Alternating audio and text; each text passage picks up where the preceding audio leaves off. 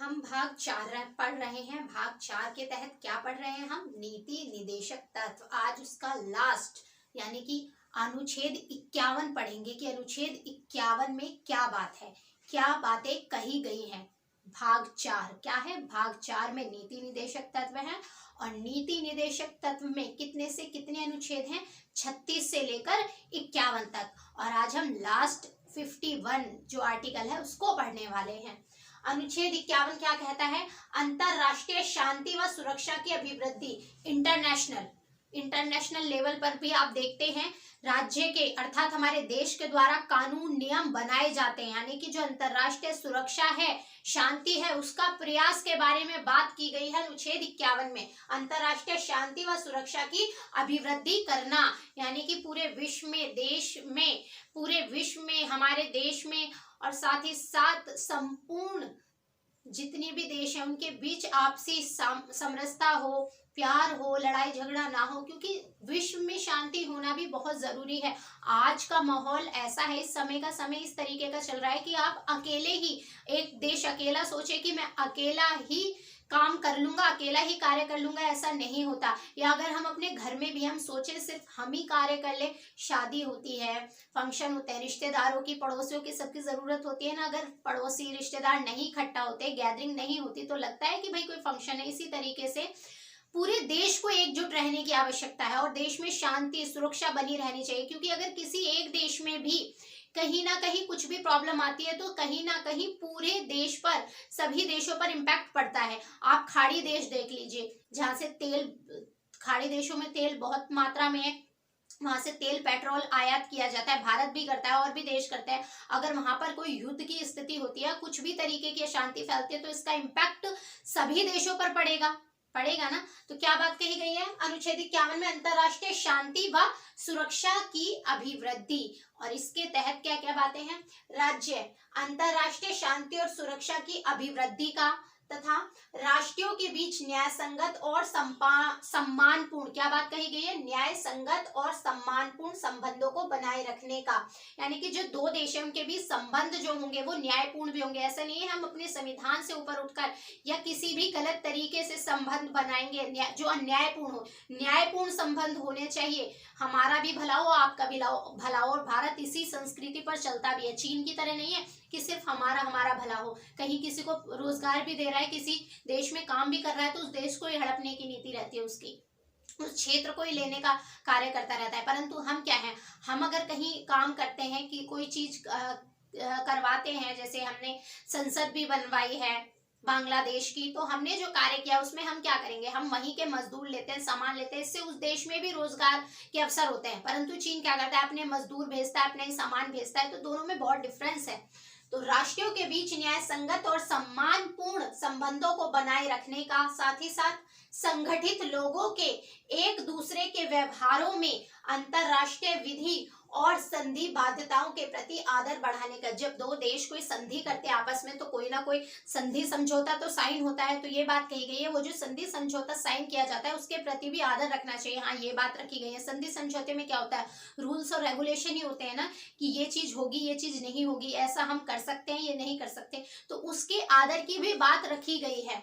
अंतरराष्ट्रीय विवादों के माध्यम द्वारा निपटारे के लिए प्रोत्साहन देना का प्रयास। जो अंतरराष्ट्रीय स्तर पर विवाद होते हैं, आपको पता है, जब घर ही, हमारा जो घर है, हमारा देश है, उसी में इतने लोग हैं, बहुलता है, संस्कृति है, उसमें भी आपस में भाई भाइयों में, रिश्तेदारों में थोड़ा बहुत विवाद खटपट कहते हैं ना, 4 बर्तन होंगे तो खटकते ही हैं। तो यहाँ तो पूरे देश की बात की जा रही है, तो विवाद होना तो लाजमी है।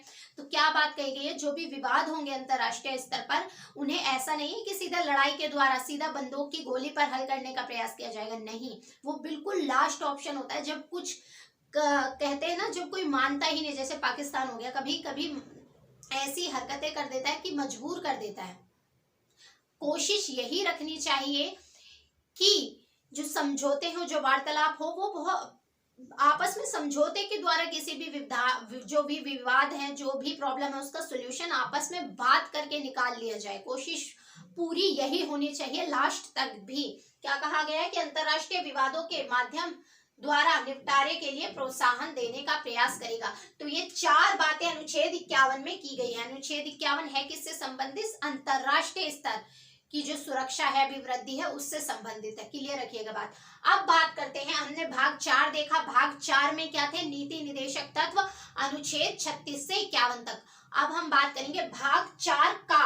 भाग 4 का की, ये सिर्फ भाग 4 है, ये है भाग 4 का। इसके तहत क्या है? मूल कर्तव्य अनुच्छेद, और अनुच्छेद कौन सा है? 51 का। जैसे अनुच्छेद 51 है, इसमें क्या अनुच्छेद आर्टिकल 51 का है, और है क्या? इसमें मूल कर्तव्यों की बात की गई है। आपसे क्वेश्चन पूछा जा सकता है कि क्या हमारे मूल संविधान से तात्पर्य क्या है? कि जब हमारा संविधान बना था, क्या उस समय मूल कर्तव्यों की बात थी संविधान में? तो बिल्कुल नहीं थी। ये जो हमारे मूल कर्तव्य जोड़े गए, ये आपसे पूछा जा सकता है भाग 4 का, अनुच्छेद 51 का मूल संविधान में था? बिल्कुल भी नहीं था। मूल कर्तव्य ही नहीं थे तो भाग 4 का या अनुच्छेद 51 का होना तो बिल्कुल ही इम्पॉसिबल है। तो ये पूछा जा सकता है आपसे। मूल कर्तव्य, हमारे मूल कर्तव्यों का जिक्र, इस तरीके की कोई बात का जिक्र हमारे मूल संविधान में नहीं था। कब आया? 1976 में इंदिरा गांधी जी की सरकार थी। इंदिरा गांधी जी की सरकार में 42वां संविधान संशोधन किया गया। कब? 42वां संविधान संशोधन 1976 में किया गया। और अगर आपसे कमेटी पूछे तो सरदार स्वर्ण सिंह कमेटी की सिफारिश पर आया था। किसकी कौन सी कमेटी की थी? और बहुत बार ये क्वेश्चन पूछा भी जा चुका है। सरदार स्वर्ण सिंह कमेटी की सिफारिश पर 42वें संविधान संशोधन के द्वारा 1976 में, और सरकार किसकी थी? इंदिरा गांधी जी की सरकार में, ये मूल कर्तव्यों को जोड़ा गया। अब एक बात और ध्यान रखिए, ये जो सरदार स्वर्ण सिंह कमेटी थी, इसने कुल मिलाकर 8 मूल कर्तव्य के बारे में बात कही थी, परंतु जो इसमें मूल कर्तव्य जोड़े गए उस समय 10 जोड़े गए। वर्तमान में 11 हैं, परंतु जो फर्स्ट टाइम जब ऐड किए गए उस समय 10 थी। कितनी थी? 10 थी संख्या। 8 स्वर्ण सिंह समिति ने कहे थे। स्वर्ण सिंह समिति की जो 8 मूल कर्तव्यों की सिफारिश थी, उसमें से सिर्फ 7 को लिया गया। जो एक कर्तव्य था कर, टैक्स, यानी कि जो टैक्स पे करना है, वो भी मूल कर्तव्य में शामिल करने के बारे में बात कही गई थी, परंतु उसको नहीं लिया गया। तो जो 8 कहे थे, 8 कर्तव्य में से 7 तो सरदार स्वर्ण सिंह कमेटी की सिफारिश पर लिए गए थे, और 3 अलग से ऐड किए गए थे। टोटल कितने ऐड किए गए थे? 10 मूल कर्तव्य ऐड किए गए थे। वर्तमान समय में कितने हैं? 11 हैं। जो 11वां मूल कर्तव्य है, कौन सा? ये 11वां मूल कर्तव्य, ये 86वें संविधान संशोधन, कौन से? 86वें संविधान संशोधन कब हुआ था? 2002 के द्वारा जोड़ा गया। ठीक है, क्लियर रखिएगा। क्या है ये? जब हम अभी देखेंगे सीरियल वाइज तब पढ़ेंगे। तो ये बात कुछ फैक्चुअल क्वेश्चन थे, हमने देख लिया। अब बात करते हैं क्या क्या बातें कही गई हैं। संविधान का कितने हैं टोटल मिलाकर, याद रखिएगा, और सीरियल वाइज याद रखिएगा। आपसे पूछ लेते हैं कि कौन से नंबर पर कौन सा है मूल कर्तव्य। और मूल कर्तव्य देखिए, जहां अधिकार है वहां कर्तव्य होना आवश्यक है। अधिकार कर्तव्य की कर्तव्य अधिकार तो है परंतु कर्तव्य नहीं है, तो वो बेलगाम घोड़े की तरह हो जाएंगे। बिल्कुल है, आप अपने घर में भी देखिए, अगर आपके कुछ अधिकार हैं तो आपके कर्तव्य भी तो हैं। जैसे आपके माता पिता हैं, उनका अधिकार है कि आपको वो डांट सकते हैं, आपसे पूछ सकते हैं। आप छोटे बच्चे हैं कि आप क्या कर रहे हैं, क्या नहीं कर रहे हैं, आप पढ़ाई कीजिए, सारे कार्य वो करते हैं, वो उनका अधिकार है। आपको डांटना, पूछना, गलत बात के लिए कहना अधिकार है ना, वो उनका, वो आपके माता पिता हैं। परंतु उनका ये कर्तव्य है कि वो आपका लालन पालन करें, आपकी शिक्षा का ध्यान रखें, ये उनका कर्तव्य है। तो जो अधिकार और कर्तव्य है वो एक दूसरे के पूरक हैं, एक दूसरे के बिना दोनों ही अधूरे हैं। जहाँ अधिकार है वहां कुछ कर्तव्य भी आते हैं। आप अपनी फैमिली, आपकी अपनी फैमिली है, आप अपनी फैमिली का आपके ऊपर अधिकार होता है, आप कहते हैं ठीक है ऐसे चलिए, ये करिए, ये मत कीजिए, परंतु आपका कर्तव्य भी तो होता है अपनी फैमिली का लालन पालन करना, उसके उनकी शिक्षा दीक्षा का ध्यान रखना। तो यही बात कही गई है कि कर्तव्य और अधिकार एक दूसरे के पूरक है। चलिए देखते हैं क्या क्या बातें हैं। संविधान का पालन करे, क्या बात कही गई है? जो हमारा कॉन्स्टिट्यूशन है उसमें जो बातें कही गई हैं, उसमें जो उपबंध है उनका पालन करें, संविधान का पालन करें, और उसके आदर्शों, संस्थाओं व राष्ट्रीय ध्वज व राष्ट्रीय गान का आदर करें। तो सबसे पहला कर्तव्य किसके बारे में कहा गया है? संविधान के बारे में। अब सबसे पहली बात, जब देश होगा तो संविधान होगा, तो सबसे पहली बात किसके बारे में कही गई है? संविधान के बारे में। आपसे पूछा भी जा सकता है कि फर्स्ट नंबर पर कौन सा है, सेकंड पर, थर्ड पर कौन सा है।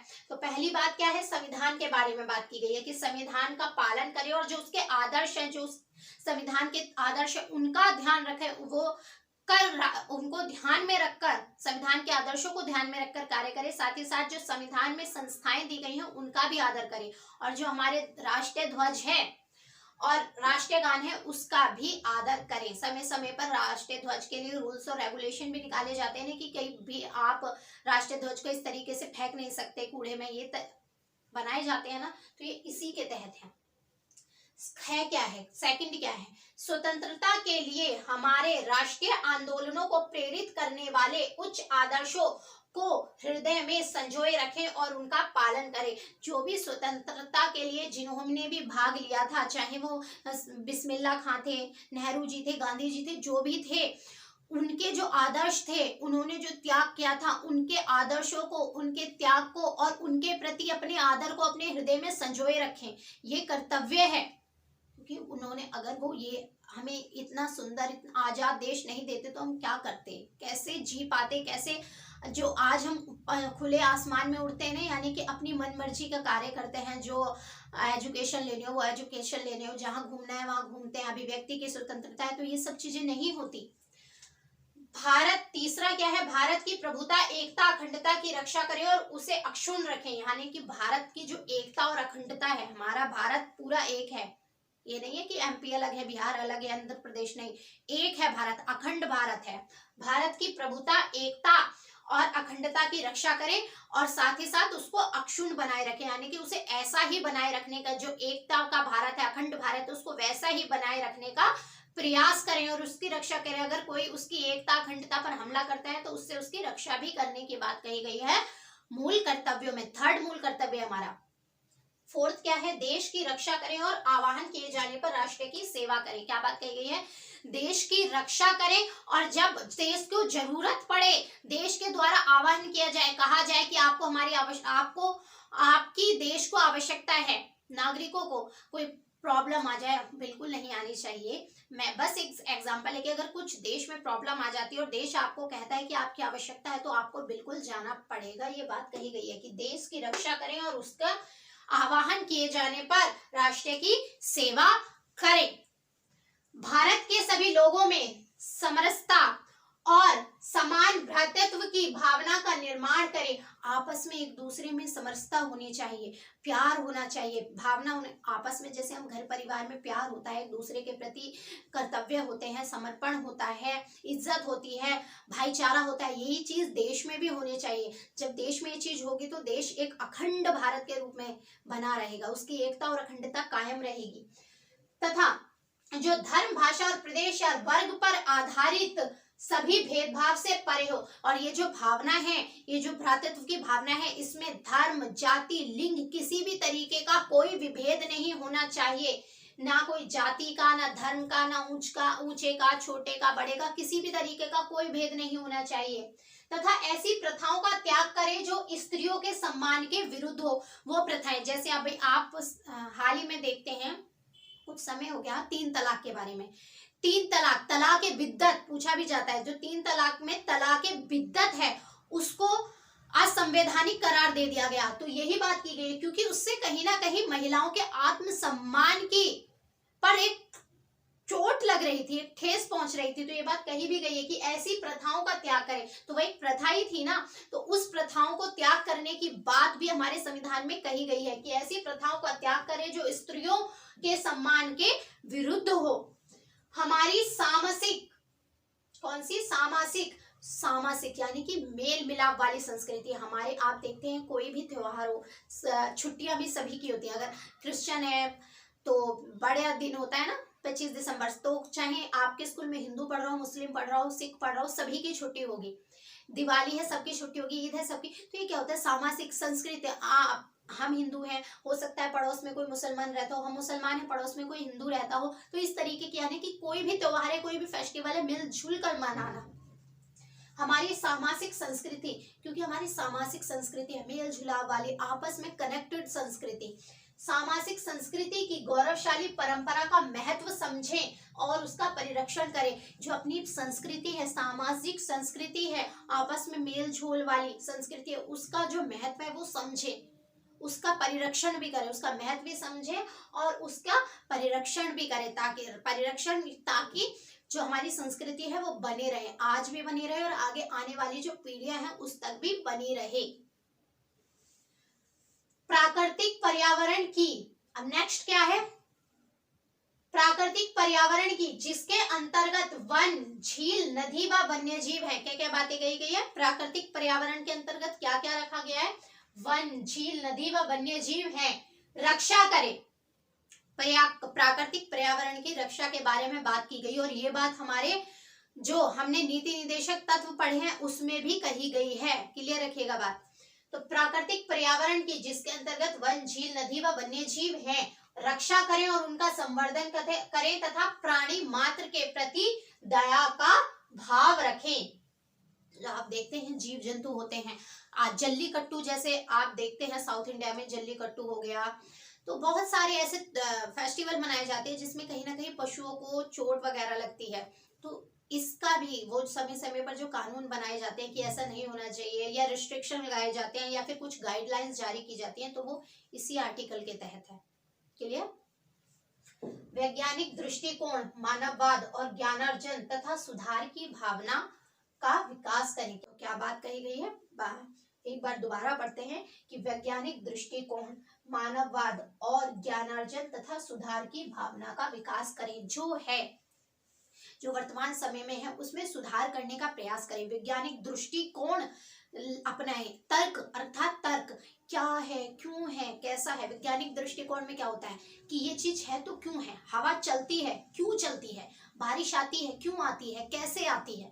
तो ये तर्कवादी दृष्टिकोण का विकास करें। ऐसा नहीं है कि दकियानूसी सोच रखें। अगर हम रिजिड रहेंगे, दकियानूसी सोच रखेंगे, तो क्या हम और हमारा देश आगे बढ़ पाएगा। इतने आधुनिक समय में वैज्ञानिक दृष्टिकोण की बहुत महत्व है। अगर हम ये तर्कवादी दृष्टिकोण ही नहीं रखेंगे कि क्या है, क्यों है, कैसा है, तो हम कैसे बढ़ोतरी कर पाएंगे। हमारे जो साथ के देश हैं वो तो बहुत आगे निकल जाएंगे और हम यहीं रह जाएंगे, रिजिड रहेंगे हम। तो यही बात कही गई है कि वैज्ञानिक दृष्टिकोण का विकास करें और जो दकियानूसी सोच है उसको कम करें, उसको धीरे धीरे खत्म करें। जो गलत सोच है, दकियानूसी सोच है, जो हमारे और आपके बढ़ने में, हमारे आपके जो देश बढ़े, हम बढ़े, तरक्की करे करने वाली चीजों में बाधक सोच जो है, होती है कई बार सोच, अरे ये क्यों करें।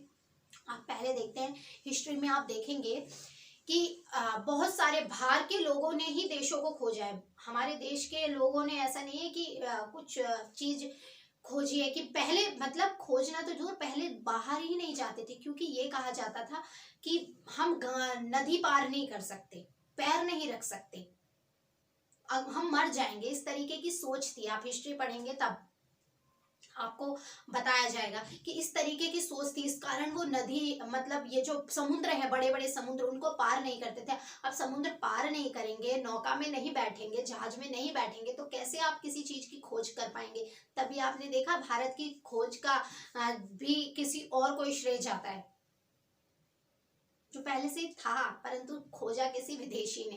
तो ये सब चीजें थी। तो ये क्या सोच थी, दकियानूसी थी। अगर आज भी उसी सोच पर रहते हैं कि हमें समुद्र पार नहीं करना है, ये हो जाएगा, वो हो जाएगा, तो क्या हम बढ़ोतरी कर पाते। आज तो बड़े स्तर पर समुद्री मार्ग से व्यापार किया जाता है, आयात निर्यात होता है। तो यही बात कही गई है कि वैज्ञानिक दृष्टिकोण, मानववाद और ज्ञानार्जन तथा सुधार की भावना का विकास करें।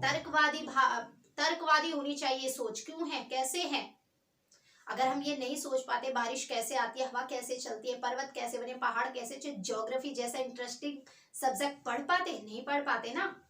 अब देखते हैं नेक्स्ट क्या बोलता है। सार्वजनिक संपत्ति को सुरक्षित करें और हिंसा से दूर रहें। जो भी सार्वजनिक संपत्ति है, जैसे रेलवे स्टेशन हो गया, बस स्टैंड हो गया, तो क्या होता है जब दंगे होते हैं उनको हानि पहुंचाते हैं। नहीं, बिल्कुल नहीं। अरे आप ही के पैसों से तो ये चीज बनी हुई है, हम और आप टैक्स पे करते हैं, उसी से बनते हैं, और आप उसी को तोड़ रहे हैं। क्या बेवकूफी है। हिंसा कभी नहीं करनी चाहिए, क्योंकि जो नुकसान होता है ना गुस्से में, उसका बाद में अंदाजा होता है कि हमने क्या कर दिया, और वो नुकसान ऐसा होता है जिसकी भरपाई आप नहीं कर सकते बाद में, वो सिर्फ नुकसान ही करके जाता है। एक कहावत है ना कि क्रोध और आंधी वो चीज है जिसका पता हमें उनकी समाप्ति के बाद चलता है कि कितना नुकसान हुआ उससे, और फिर उसकी भरपाई हम नहीं कर सकते, बाद में रह जाता है तो सिर्फ पछतावा।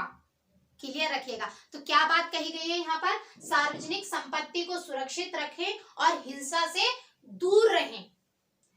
व्यक्तिगत, अब नेक्स्ट क्या है, व्यक्तिगत और सामूहिक गतिविधियों के सभी क्षेत्रों में उत्कर्ष की ओर बढ़ने का सतत प्रयास करें, जिससे राष्ट्र निरंतर बढ़ते हुए प्रयत्न और उपलब्धि की नई ऊंचाइयों को छू ले। व्यक्तिगत और सामूहिक यानी कि दोनों स्तर पर, व्यक्तिगत यानी कि अकेले, आप देखते हैं ओलंपिक वगैरह होते हैं उसमें अकेले ही जाते हैं लड़ते, और समूह में भी जाते हैं, क्योंकि सिर्फ ऐसा नहीं कि आप ओलंपिक खेलने गए हैं या किसी खेल को खेलने गए हैं तो अकेले जाएंगे, या फिर अपने देश के से आप किसी चीज का प्रतिनिधित्व कर रहे हैं तो आप अकेले तो जाएंगे नहीं, आप अकेले भी होंगे क्योंकि जो आपके अंदर क्वालिटी है वो आप अपने सामने रखेंगे, साथ ही साथ सामूहिक भी होंगे, समूह भी जाएगा आपके संग, उनकी भी अपनी क्वालिटी होंगी। तो ये बात कही गई है कि व्यक्तिगत और सामूहिक गतिविधियों के द्वारा अपने देश को, अपने क्षेत्र को उत्कर्ष की ओर बढ़ाएं, आगे की ओर बढ़ाएं, जिससे हमारा देश बढ़े, चीजें बढ़े, देश निरंतर नई ऊंचाइयों को छूता रहे।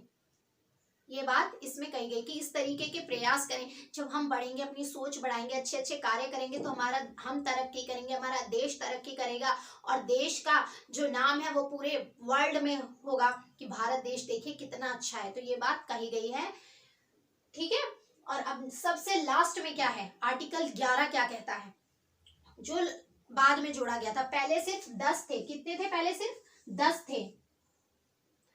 ये जो 11वां है टे, इसको बाद में जोड़ा गया था, अभी मैंने आपको बताया था 86th अमेंडमेंट के द्वारा, 86वें संविधान संशोधन के द्वारा। कब किया गया था 86वां संविधान संशोधन? 2002 में। क्या बात है इसमें, जो माता पिता या संरक्षक हो वह 6 से 14 वर्ष के बीच की आयु के बच्चे यथास्थिति अपने बच्चे अथवा प्रतिपाल्य को शिक्षा प्राप्त करने के अवसर प्रदान करेगा। जो हमने मूल नीति निर्देशक तत्व देखे उसमें बात कही गई थी 6 वर्ष तक के राज्य करेगा, उसका कर्तव्य था कि जो 6 वर्ष तक के बच्चे हैं उनकी शिक्षा के बारे में कौन ध्यान रखेगा, राज्य को। ये नीति निर्देशक तत्व के तहत बात कही गई थी। यहाँ माता पिता के लिए कर्तव्य जोड़ा गया है कि जो 6 से 14 वर्ष तक के बच्चे हैं उनको शिक्षा देना माता पिता के कर्तव्य में शामिल किया गया, कि माता पिता का कर्तव्य है कि उन जो 6 से 14 साल के बच्चे हैं वो उनको अनिवार्य तौर पर शिक्षा दिलवाएं, या फिर माता पिता नहीं जो प्रतिपालक भी, यानी कि कई बार ऐसा होता है कि माता पिता नहीं होते तो लालन पालन कोई और कर रहा होता है। तो ये बात कही गई है कि प्रतिपाल्य को शिक्षा प्राप्त कराने का अवसर प्रदान करेगा। 6 से 14 वर्षों के अनिवार्य शिक्षा के बारे में बात कहाँ कही गई है, अनुच्छेद, ये जो अनुच्छेद 51 का के जो 11 है, 10 कर्तव्य में से जो 11वां कर्तव्य है जो बाद में जोड़ा गया है, तो वो कौन सा जोड़ा गया था आपसे पूछा भी जा सकता है। वो 6 से 14 वर्षों के बच्चों के लिए अनिवार्य शिक्षा का प्रावधान किया गया था कि माता पिता के लिए आवश्यक है कि वो 6 से 14 साल के बच्चे को स्कूल में भर्ती कराएं, उनको शिक्षा दिलाएं। क्लियर है। तो ये कुछ बातें थी जो हमने देखी, और ये सीक्वेंस में ही याद रखिएगा, कई बार पूछ सकते हैं कि कौन सा कर्तव्य किस नंबर का है। तो देखते हैं, पहले संविधान होगा, अब कोई भी देश है तो उसका संविधान तो होगा ही होगा। तो क्या बात की गई है, पहले संविधान के बारे में बात कही गई है। उसके बाद संविधान आया, तो संविधान तभी आया ना जब देश स्वतंत्र हुआ, तो स्वतंत्रता के बारे में बात कही गई है। सबसे पहले क्या संविधान आ चुका है, तो अब स्वतंत्र देश है, तो स्वतंत्र देश के में सबसे पहले क्या चीज होती है, संविधान होता है। तो सबसे पहला कौन सा है, संविधान से संबंधित है। और दूसरा क्या है, स्वतंत्रता, क्योंकि अब संविधान बना तो स्वतंत्रता तो मिली ना हमें, कितनी इंपॉर्टेंट चीज थी, तो उसके बारे में बात कही गई है स्वतंत्रता सेकंड में, क्योंकि स्वतंत्रता मिली तभी हम आज आप देखते हैं अभिव्यक्ति की स्वतंत्रता है, अपनी मन मर्जी से इधर उधर आ जा सकते हैं, पढ़ सकते हैं, लिख सकते हैं, घूम सकते हैं, फिर सकते हैं। थर्ड क्या है, स्वतंत्रता मिली तो किसी देश को मिली होगी ना, तो भारत क्या बात करता है, भारत की प्रभुता, एकता, अखंडता के बारे में बात कही गई है। पहला संविधान, दूसरा स्वतंत्रता, तीसरा क्या है, भारत। यानी कि कोई देश तो होगा, और वो देश कौन सा है? भारत। चौथा कौन सा है? अब भारत है, भारत एक देश है। अब भारत को स्वतंत्रता भी मिल गई, संविधान की भी मिल गई। आसपास कुछ ऐसे तत्व भी तो हो सकते हैं जो उसकी जो उसकी संस्कृति है उसको हानि पहुंचाने की, यानी कि देश की सुरक्षा पर आघात करे। तो देश की रक्षा की बात कहाँ गई है? फोर्थ में, ठीक है। फर्स्ट में संविधान, सेकंड में स्वतंत्रता, थर्ड में भारत, फोर्थ में देश की रक्षा। भारत है, भारत देश है, तो उसकी रक्षा के बारे में बात की गई है फोर्थ नंबर पर। फिफ्थ पे क्या कहा गया है? भारत के लोग, अब कोई देश है तो उसमें लोग भी रहते होंगे, तो भारत के लोगों में समरसता, भ्रातृत्व की भावना, क्योंकि एकता अखंडता देश तभी बना रह सकता है जब देश के लोगों में प्यार हो, भ्रातृत्व हो, भाईचारा हो। तो ये बात कौन से आर्ट में कही गई है? फिफ्थ में। किसमें? फिफ्थ में क्या बात कही गई है? भारत के लोगों के बारे में। सिक्स्थ क्या कही गई है? अब भारत में लोग होंगे तो उनकी अपनी संस्कृति भी होगी ना। तो भारत की संस्कृति, हमारी सामाजिक संस्कृति की बात किसमें कही गई है? सिक्स्थ में। सिक्स्थ में क्या कही गई है? संस्कृति। अब संस्कृति है तो संस्कृति में पर्यावरण भी, हमारे यहाँ क्या होता है? पर्यावरण, पेड़ पौधों की पूजा की जाती है, तो पर्यावरण, प्राकृतिक पर्यावरण के संरक्षण की बात क्या की गई है? अनुच्छेद 7वें नंबर में, सेवंथ में। किसमें? सेवंथ में, क्योंकि सामाजिक संस्कृति में पेड़ पौधे, पर्यावरण भी शामिल है। हमारे यहाँ पूजा पाठ में प्रयोग किया जाता है ना पेड़ पौधों का। तो सेवंथ नंबर पर प्राकृतिक पर्यावरण की बात हो गई। एट्थ में क्या हो गया?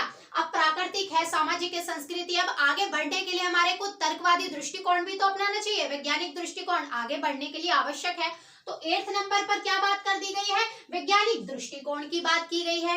9 पे क्या है? सार्वजनिक संपत्ति। अब ये सारी चीजें हैं तो कुछ अब लोगों को हित के लिए सार्वजनिक चीजें भी तो बनाई जाएंगी, पार्क भी बनाए जाएंगे, रेलवे स्टेशन बनाए जाएंगे। तो क्या बात कही गई है?